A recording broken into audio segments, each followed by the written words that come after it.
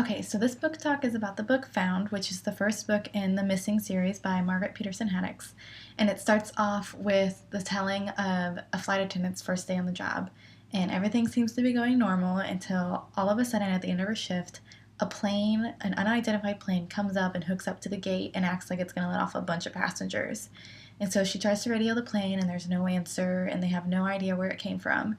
And so she decides to go investigate herself, and so she walks onto the plane and she looks for a pilot, and she can't find a pilot, she can't find flight attendants, she can't find any kind of workers on the plane. And when she turns to the seating area, every seat is full, but it's full of crying infants. And so that's where that chapter ends, and the book skips forward 14 years and starts telling the story of a boy named Jonah, who is 14 years old, and he is adopted.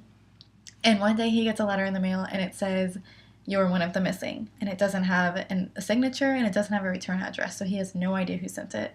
And he thinks it's just boys at school pranking him. But he tells his friend Chip about it, and Chip tells him not to worry. Chip goes home that night, and he finds out that he is also adopted. And the next day he receives a letter in the mail that says, "You're one of the missing."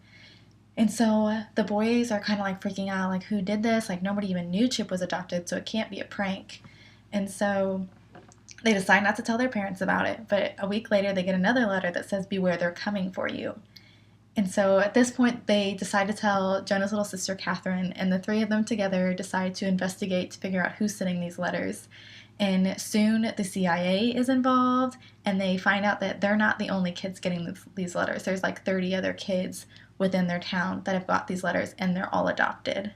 So to find out who sent the letters, you'll have to read the book, and it's really good.